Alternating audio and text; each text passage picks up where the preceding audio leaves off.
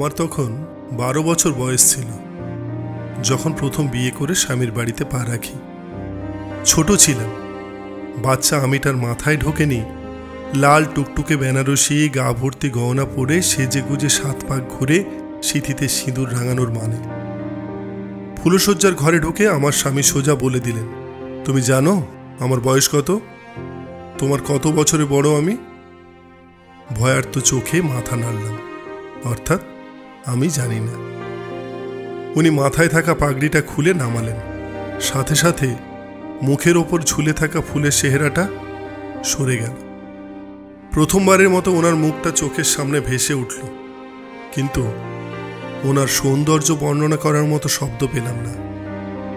আমার সামনে এসে দাঁড়িয়ে উনি উত্তর দিলেন, আমার বয়স 21 বছর, তোমার চেয়ে গুনে গুনে 9 বছরে বড় আমি। চমকে তাকালাম, কি বলা উচিত ঠিক বুঝে ওঠার আগেই আমার স্বামী নিজেই বলতে শুরু করলেন, আমার লেখাপড়া এখনো শেষ হয়নি, সামনের সপ্তাহে আমার লন্ডনে যাওয়ার কথা। আসলে হায়ার স্টাডিজের জন্য স্কলারশিপ পেয়েছি বলেই যাওয়া। আমার বাবা মায়ের ধারণা বিদেশে অতি আধুনিকা মেয়েদের পাল্লায় পড়লে আমি আর তাদের কাছে ফিরব না, আর সেই জন্যেই জোর করলো বিয়ে করার। আর আমার মায়েরও ঘুরে ফিরে তোমাকেই পছন্দ হয়ে গেল, একটা বাচ্চা মেয়েকেই পছন্দ হয়ে গেল। কোন ক্লাসে পড়ো জানো তুমি? বিয়ে যে করে নিলে, পড়াশোনা করার শখ নেই? আচ্ছা, তো আদৌ পড়াশোনা করেছো তো নাকি? আমি কাঁপা কাঁপা স্বরে জবাব দিলাম, আগে হ্যাঁ পড়তাম তো, আমি ক্লাস 6-এ পড়ি। কিন্তু বড় মা বলেছে আমার আর পড়াশোনা করা হবে না। উনি আমার পাশে এসে বসলেন, মাথায় হাত বুলিয়ে বললেন, তুমি এখন বিবাহিতা, আমার স্ত্রী, তোমার বড় মার কথা এখানে খাটবে না।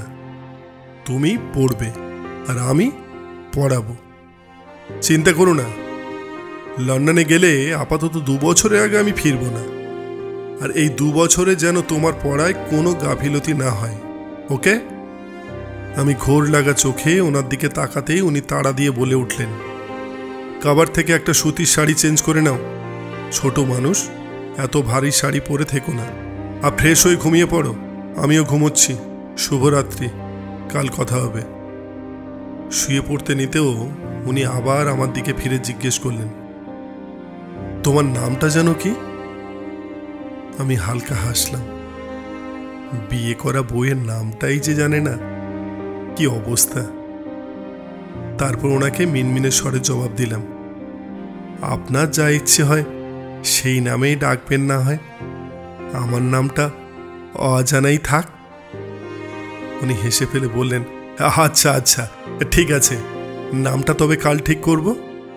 এখন ঘুমাও, হ্যাঁ, চেঞ্জ করে তুমিও ঘুমাও, শুভরাত্রি।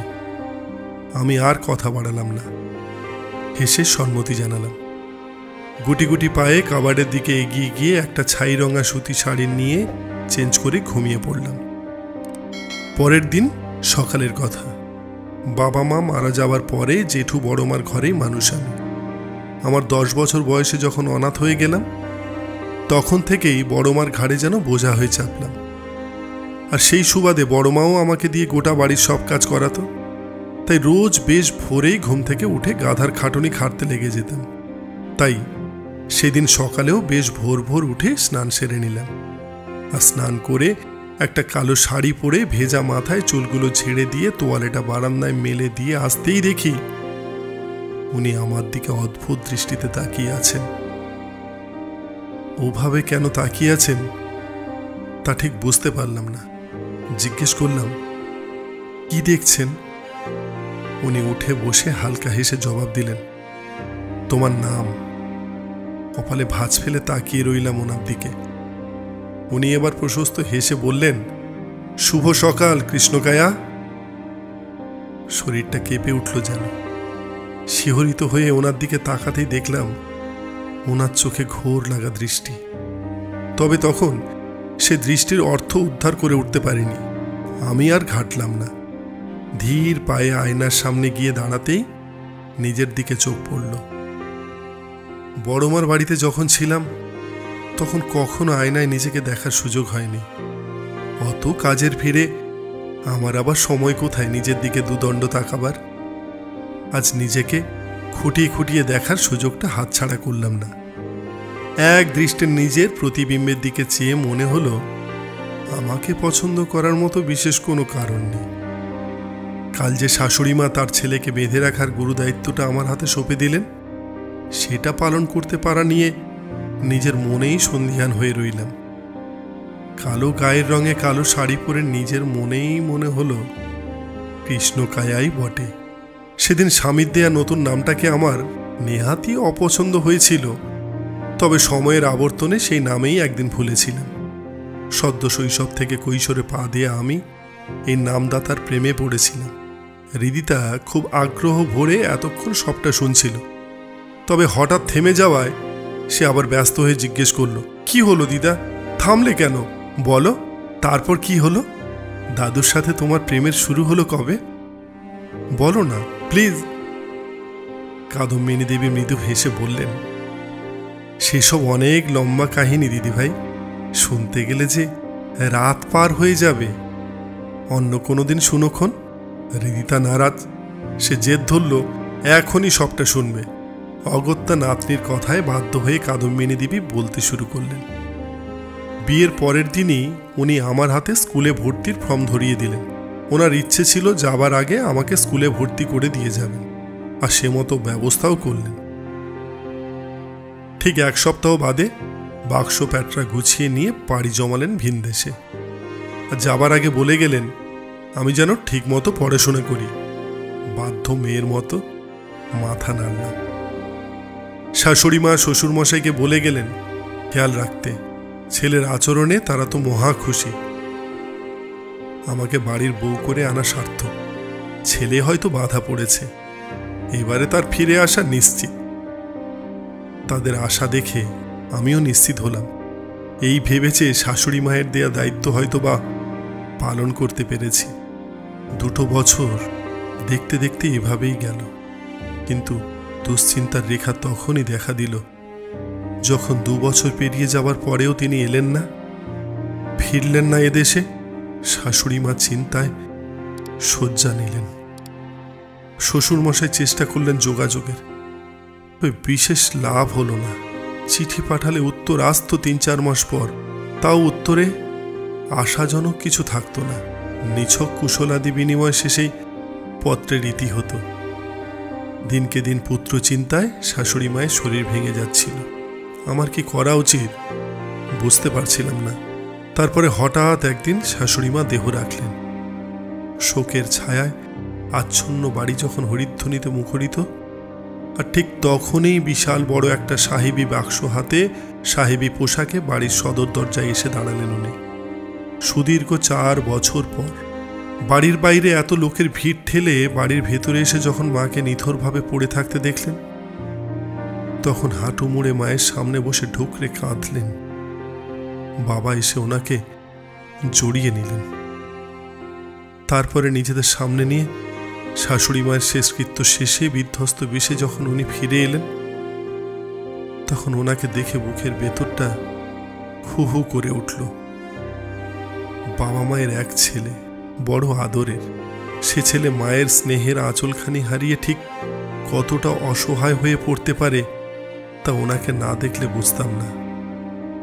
টানা 15 দিন হব্বিষ্যি করে যখন মায়ের শ্রাদ্ধ কর্ম শেষ করে, যেদিন আমার সামনে এসে হাত দুটো ধরে বললেন কৃষ্ণকায়া, শেষ সময়টাতে মায়ের মুখে একটিবার জল দেবারও সুযোগ হলো না। কেন বলো তো? বিশ্বাস করো, ইচ্ছে থাকলেও আমি আসতে পারিনি। ওদেশে শিক্ষা ব্যবস্থা খুব কড়া যে, কিন্তু মাকে যে এভাবে হারিয়ে ফেলবো তা তো ভাবিনি। ওনার কথায় চোখে জল ভরে গেল। উত্তর দিতে পারলাম না, শুধু ওনাকে ধরে শুইয়ে দিয়ে মাথায় হাত বুলিয়ে দিলাম। উনি ঘুমিয়েও পড়লেন। তারপর আবার কিছুদিনের ভিড়েই সবটা স্বাভাবিক হয়ে এলো। শোক ভুলে আবার সবাই নিত্য কাজে মন দিলাম। এমনই একদিন জ্যৈষ্ঠের রাতে উনি আমাকে পড়াতে বসিয়েছিলেন। তখন সামনেই আমার মাধ্যমিক পরীক্ষা। গণিতে একটু কাঁচা ছিলাম বলে উনি নিয়ে বসেছিলেন অঙ্ক করাতে। হঠাৎ আকাশ খারাপ করে ধুলো ঝড় উঠল। জানালাটা খুলে রাখা ছিল ভ্যাপসা গরমটা কাটাতে, কিন্তু তার জন্য গোটা ঘর ধুলোময় হয়ে গেল।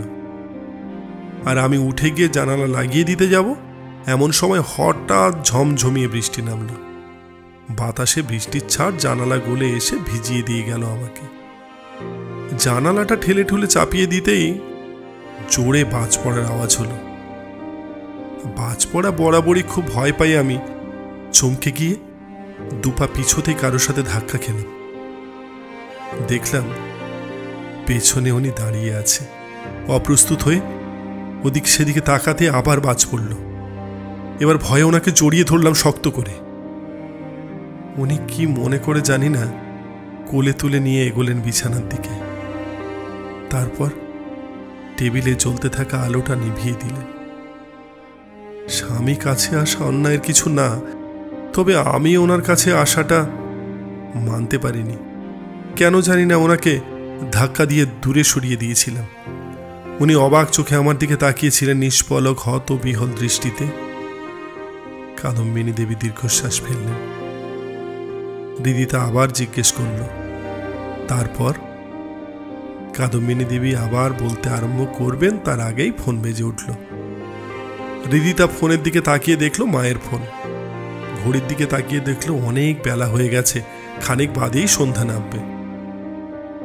তাড়াতাড়ি কলটা রিসিভ করতেই ওপাশ থেকে শুনতে পেল, কটা বাজে রিদ? বাড়ি আসবে কবে? সেই কখন গেছো বাইরে, সন্ধ্যা হয়ে যাচ্ছে, জলদি এসো, রাখছি। রিদিতা ফোঁস করে নিঃশ্বাস ফেলে কাদম্বিনী দেবীর দিকে তাকিয়ে বলল, আজ আর শোনা হবে না গো দিদা, কাল আবার আসবো। কাল বলবে তো? কাদম্বিনী দেবী রিদিতার মাথায় হাত বুলিয়ে বললেন, বলবো।